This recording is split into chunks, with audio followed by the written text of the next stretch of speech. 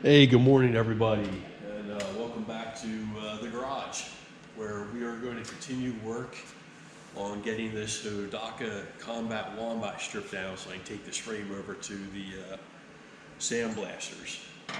Not a lot left to do, so we're going to start by getting the foot pegs off here, which are just held on by a couple of 17mm bolts.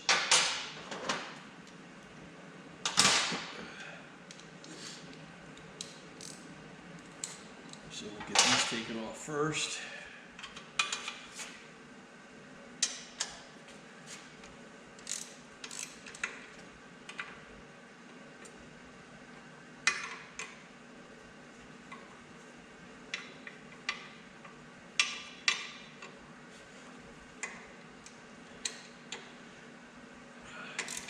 Off camera, before I came back, I took a whole bunch of pictures of this because there's springs here that I'm going to have to take off to get CAD plated or replaced.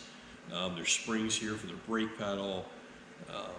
So I took some pictures of this kind of this stuff off camera so I can make sure I got everything back the way it goes when I reassemble this.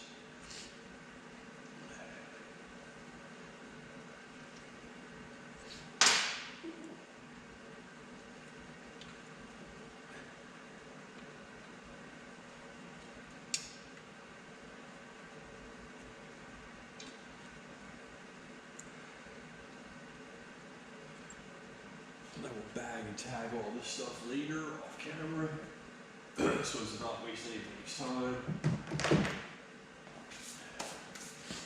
Alright, since that's off, let's see, we'll try to take this brake pedal off. So,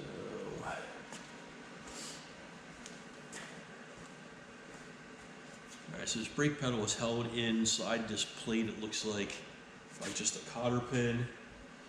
So let's see if we can get this out of here.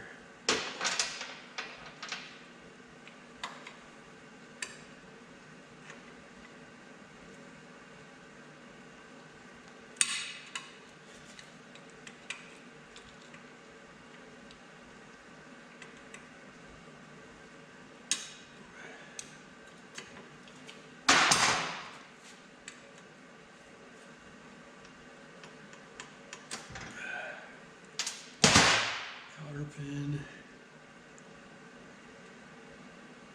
a washer, and then this shaft.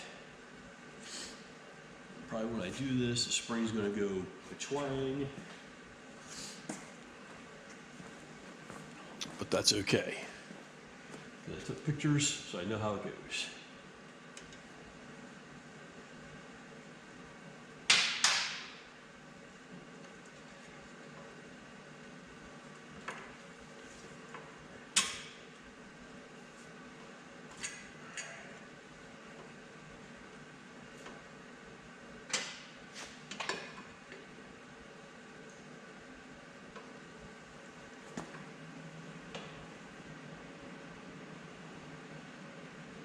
Take this off as I think I'm going to take this rod off as an assembly.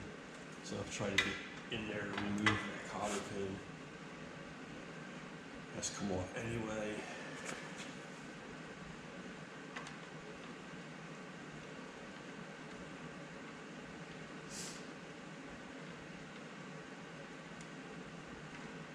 So I'm just going to undo this adjuster back here.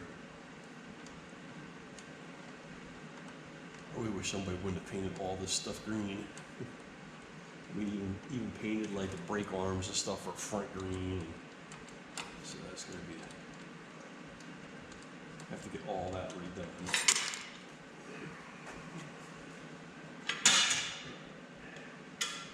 So we get the brake arm out.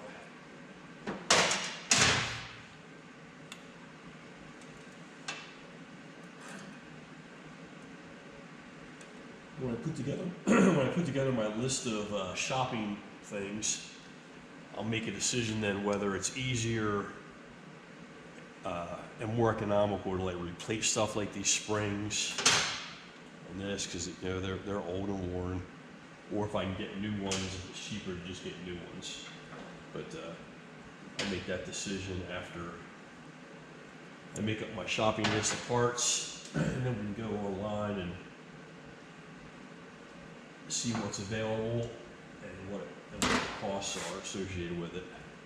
Sometimes you'll find that it's easier just to go ahead and get new ones than it is to try to replate and stuff like that. So that's one of the decisions you have to make when you're restoring things.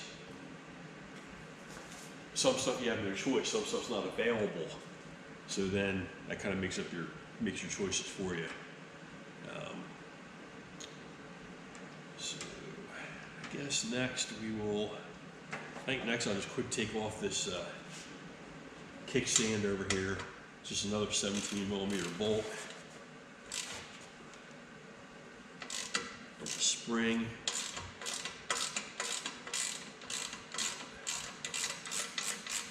I know you guys can't see that. It's just one bolt. And then once you get the bolt out,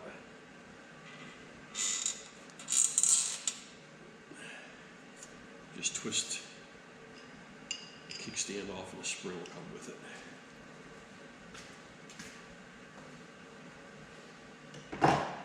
Alright. So now the real next big thing, we'll try to get this rear wheel off, the swing arm and chain guard and shocks, and get all that off. So in order to do that, we have to be able to get that up in the air. So what I'm going to do is I'm going to lift up the rear end and stick this under it.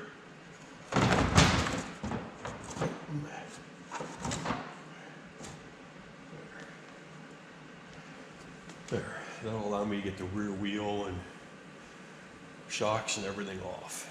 So.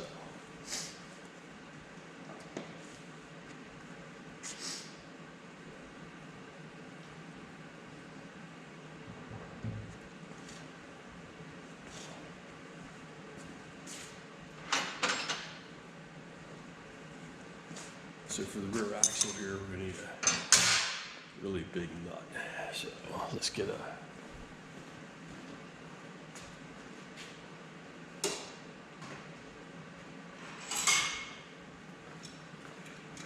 one of the few times I don't mind using a big adjustable wrench.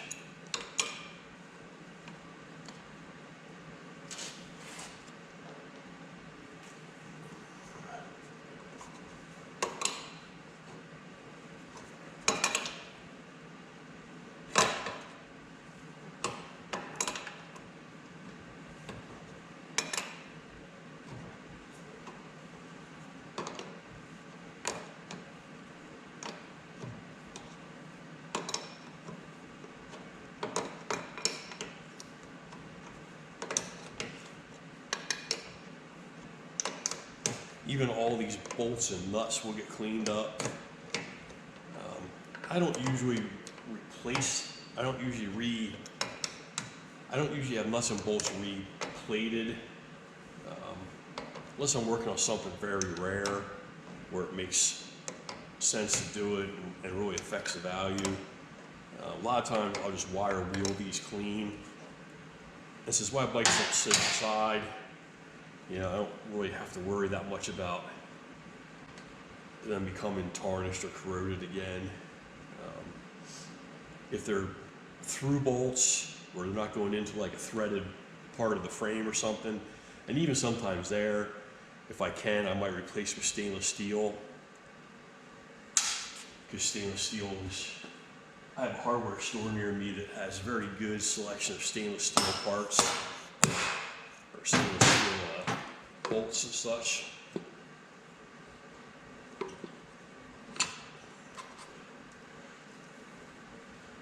There's a spacer. Pull this off to the side.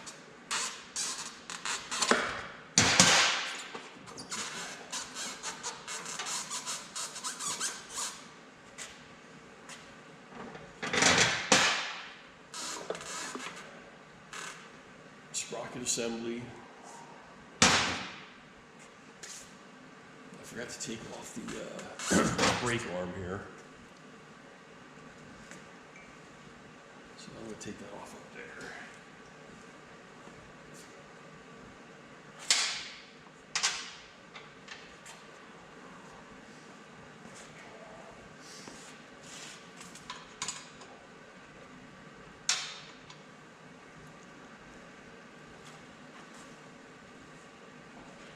Looks like that wants to be a 13.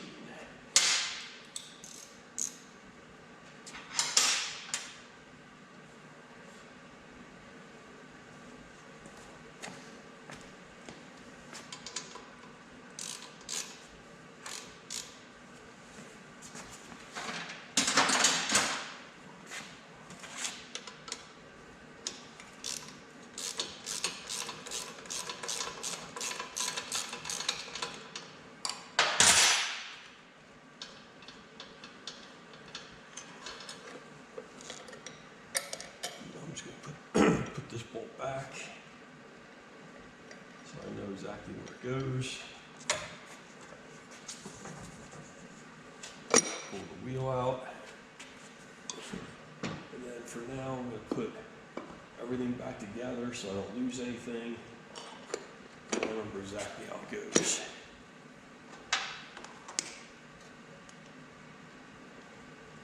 And then later all this will get cleaned up. So none of this has to go to the powder, to the sandblaster. This can stay as it is for now.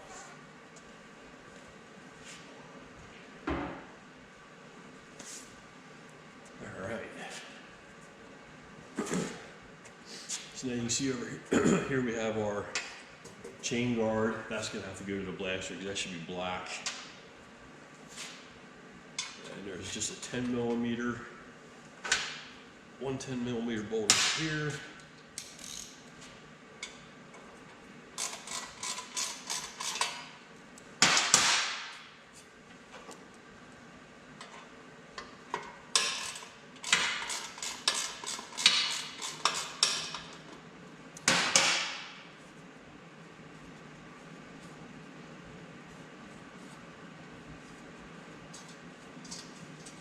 So there's a spacer.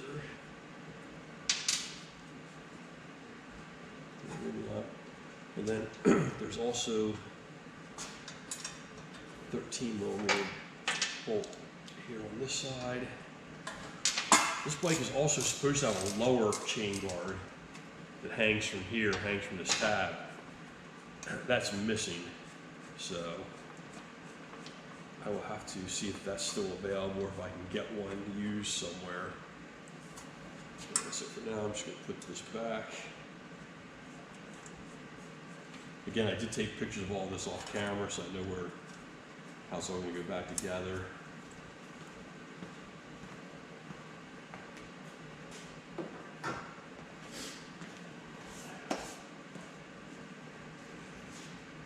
All right, so here's our chain adjusters. These I'll probably just get new of. I happen to see that those were available. The shocks, I know that you can still get the shocks, so I may actually just go ahead and get new replacement shocks. 17 millimeter bolt on the bottom, and also 17 on the top.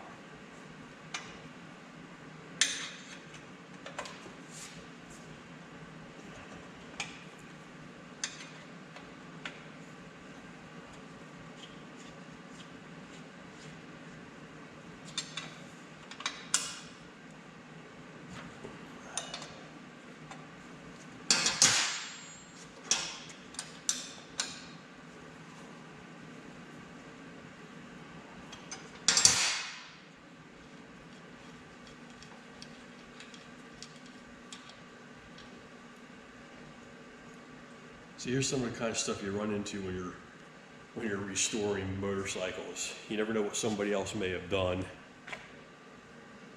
The one side has a nice thick flat washer and a lock washer, and the other side has some kind of a plastic washer, which is definitely not correct.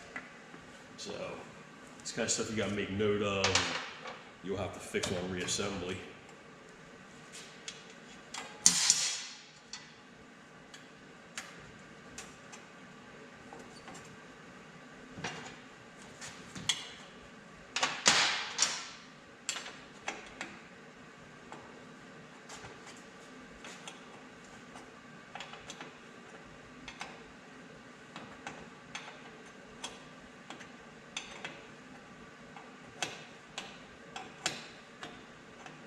the top of the shock actually has a bolt that threads into a boss on the frame.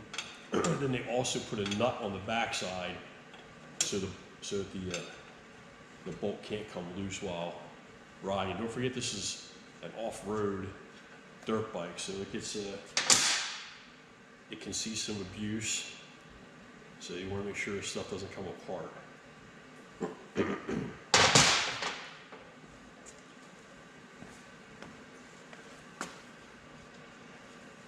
When I'm done, the most that we'll probably see is just running around the yard. I don't think you'll see any serious off-roading. But you never know. Somebody might talk me into it.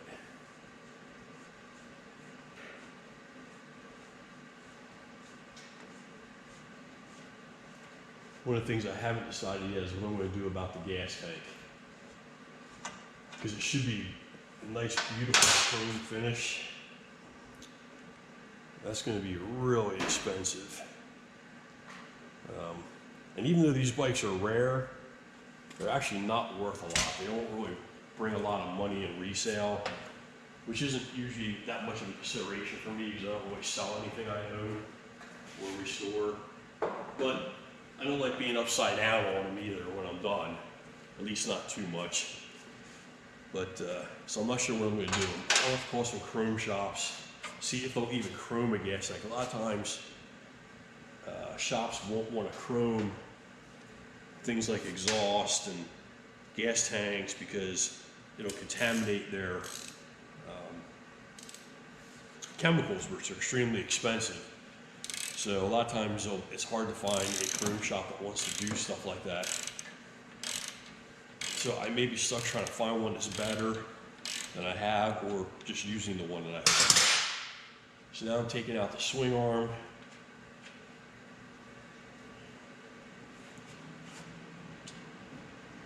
Everything on this bike was actually in good shape as far as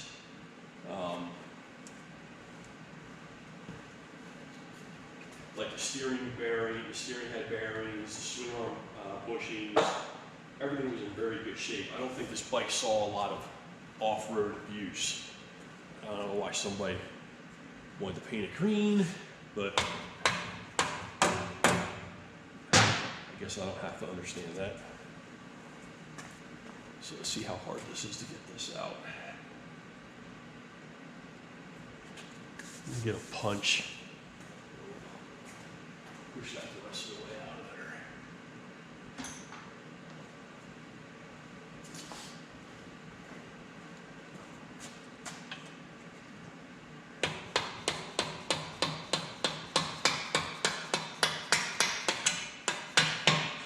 That's as far as my punch goes.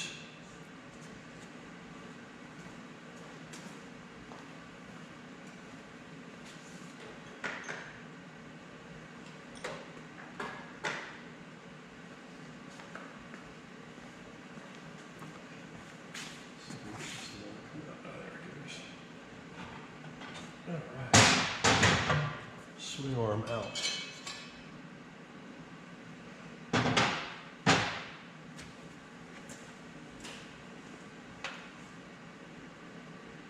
So again, just for now, I'm going to put this back, and then I will bag it and tag it later. There you go.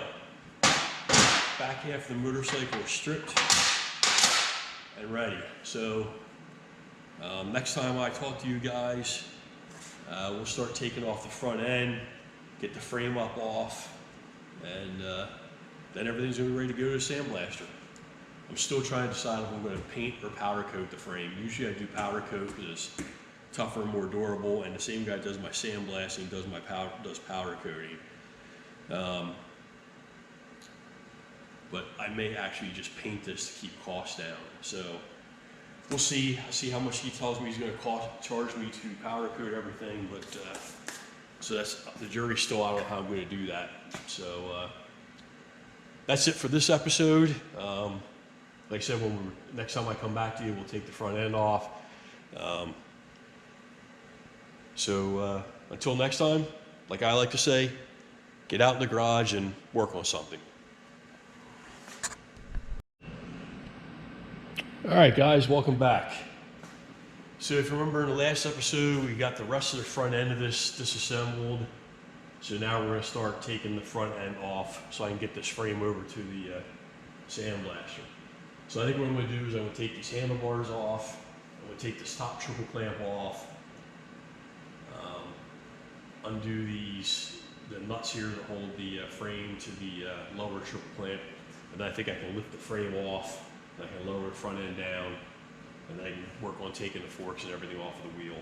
But actually that may even be able to stay together for now. But although actually I'm gonna have to do this lower triple clamp. So all right, so let's start.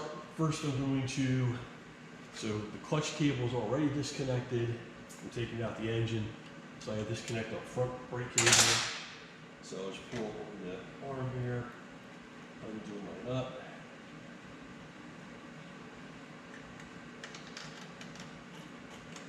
Pull the clay cable up out of there.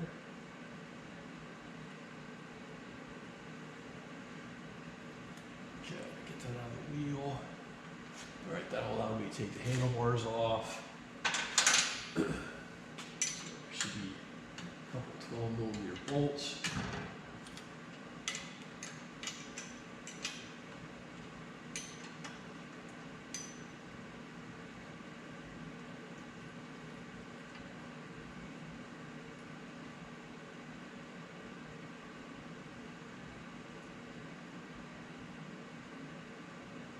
As you can see, somebody painted the handlebars green as well, and they should be chrome. So I'm going to try to strip the paint off and see if he just tried to paint over the chrome, and maybe the chrome underneath the paint is still good.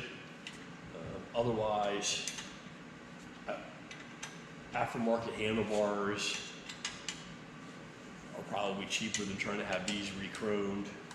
And I have no real proof these are actually the original handlebars anyway. So, if I can get handlebars that are similar to these, then that's probably what I'll do. Maybe I'll get lucky and he didn't scuff up the chrome to paint them. He just shot it with green, and the chrome might still be good underneath.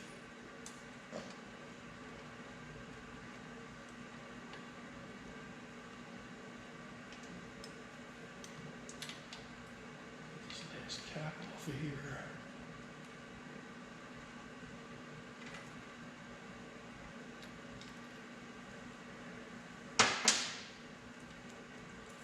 There's my handlebars. This little motorcycle takes up a lot of room. And this is a simple motorcycle. I think I'm going to actually lower this lift down a little bit. Just to make my life a little bit easier.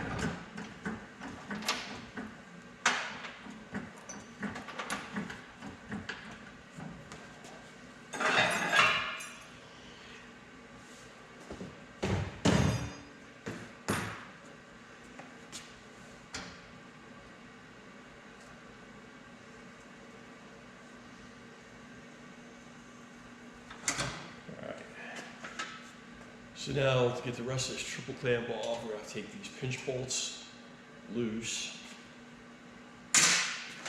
And they're 13s, it looks like. Yep.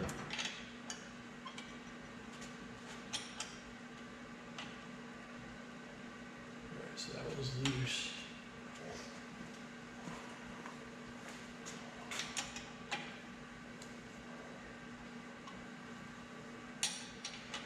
For sure the front fork's going to have to be rebuilt. It's going to need new seals and new dust caps because they're leaking. So at the very least I'm going to have to rebuild the forks, which is pretty normal. You have to undo this pinch bolt so I can take this big nut out.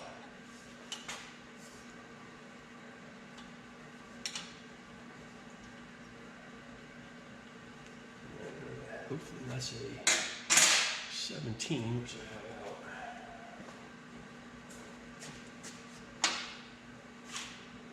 Yep.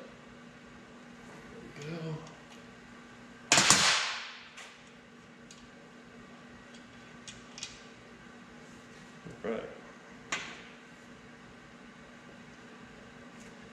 Let's see if this will come up off of there.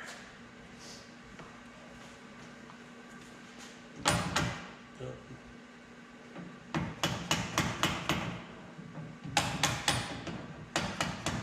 Take it up nice and even.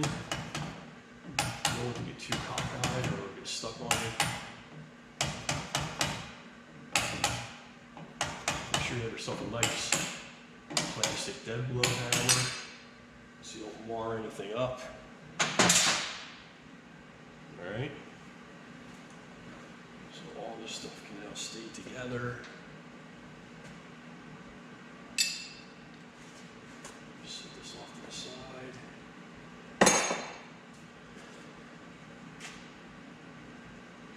Alright, so we're going to take some, you know, maybe not. I'm just going to take this off. So you got two spanner nuts. Luckily, you can buy specialty tools for this if you want. They make special spanner nuts, but then you got to have, or wrenches. Then you got to have one for every size. Or you just use a punch, drift, or my big dozen-all screwdriver. And a hammer.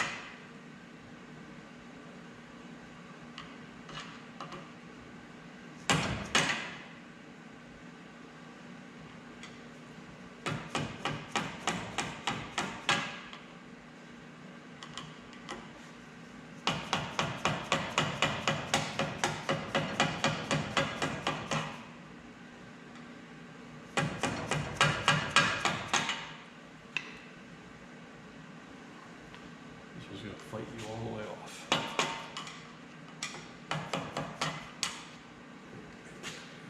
There we go. Maybe. Nope, it's stuck again. All the old dried up grease sometimes starts to act like glue instead of grease.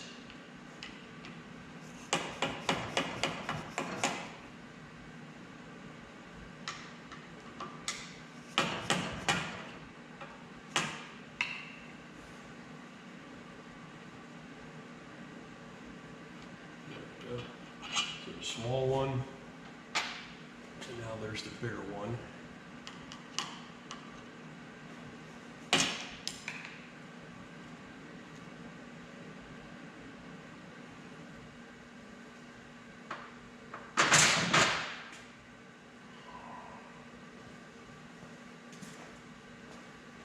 It's very greasy.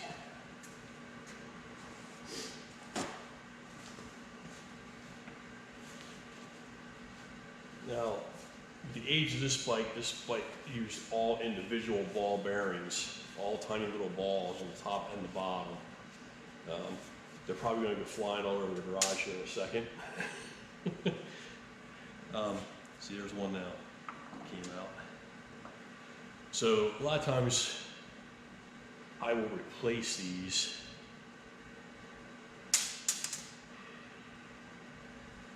with tapered bearings.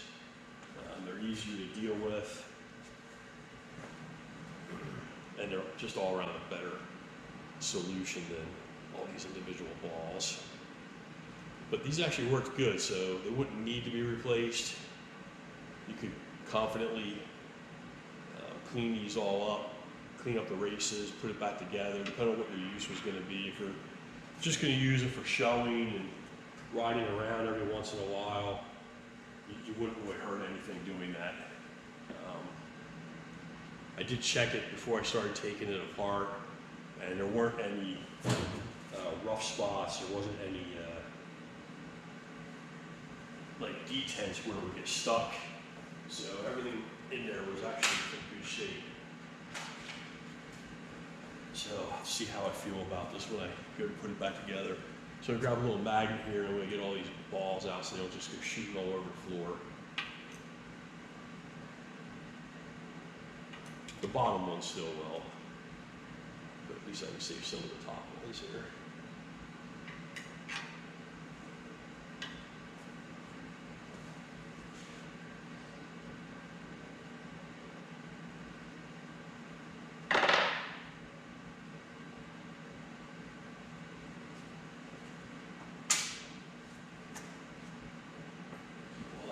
together. All right, so now I'm just going to lift the frame up off the front end.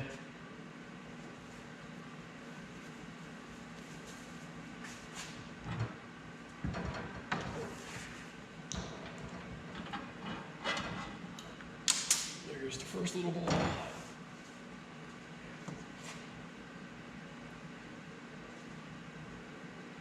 So now I got it part way up. Let me see if I can grab all these balls before they go flying all over the shop.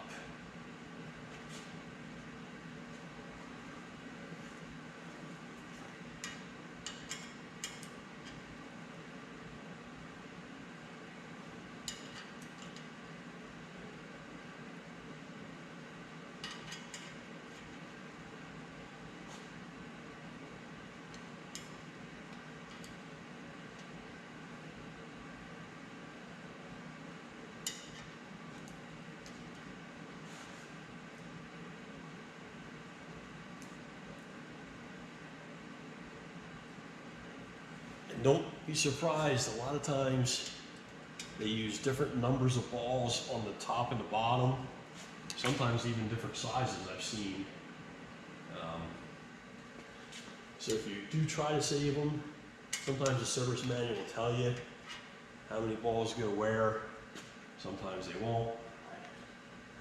Usually they do, but doesn't hurt to keep track anyway, just in case.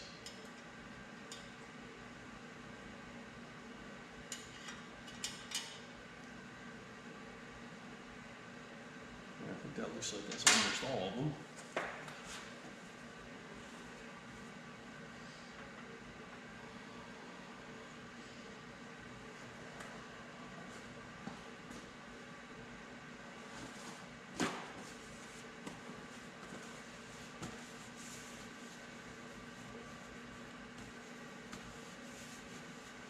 I missed two on the top there.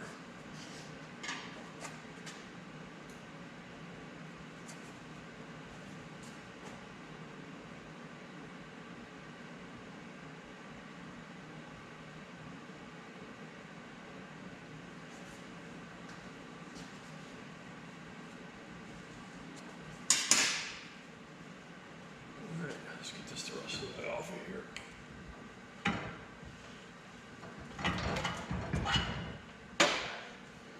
All right, and there is our frame.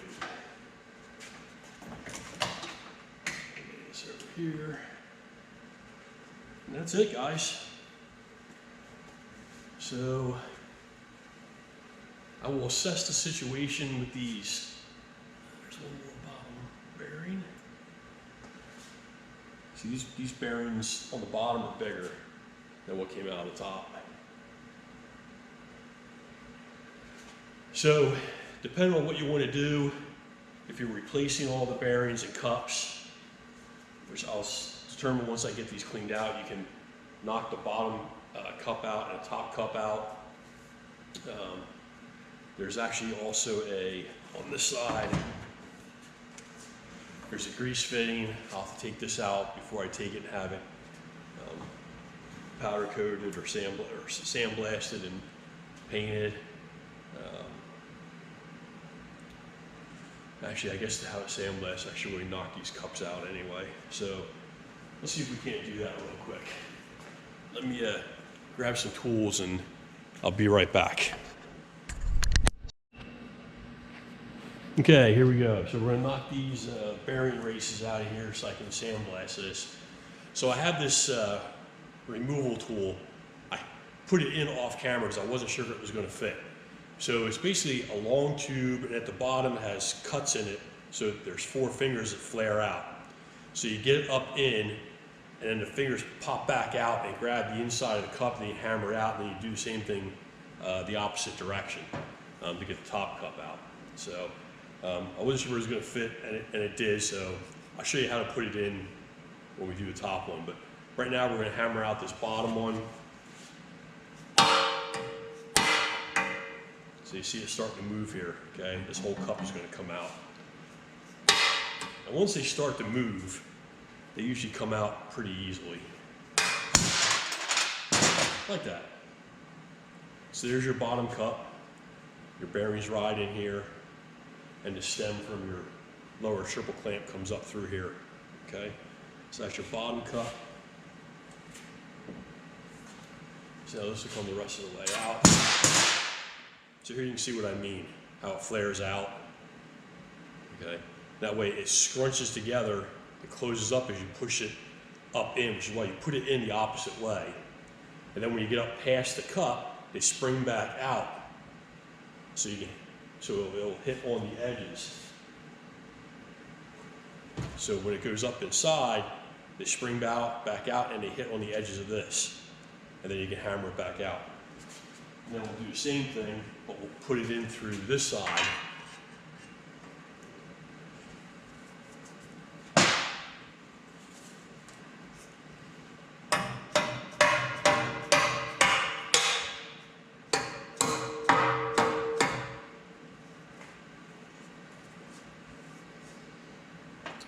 Get a little, you might be able to pull it through.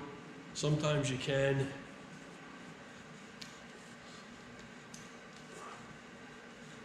Oh, there it goes. Oh, you hear it pop? That was when the fingers popped back out. So now I can hammer it back up out, and the top cup will come out. I hate having a greasy hammer because you don't want it to fly out of your hands.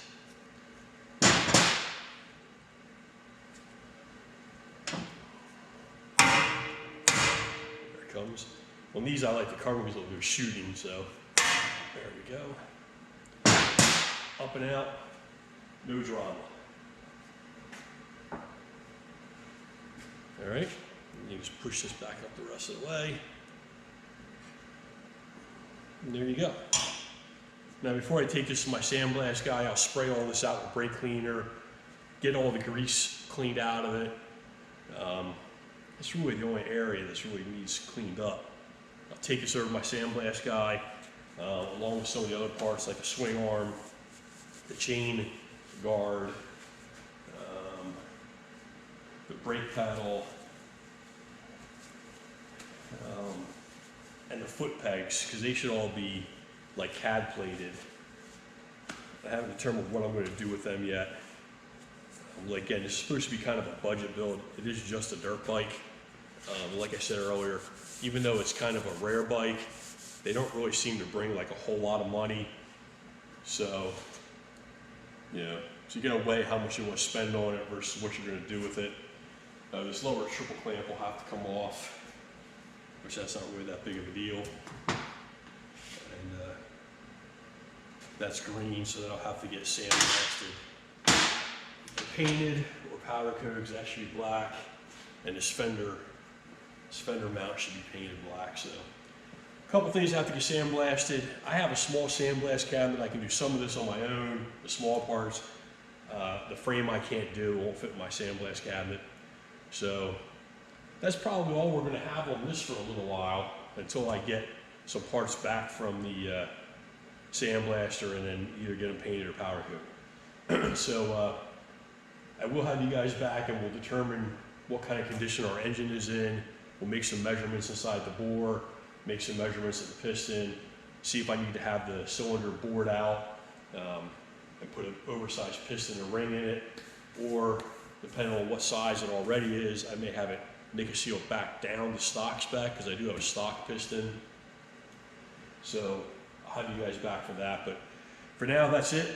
Bike is stripped. Other than cleaning up a couple of parts, I'm pretty much ready to take it over for sandblasting. So you guys know what I like to say.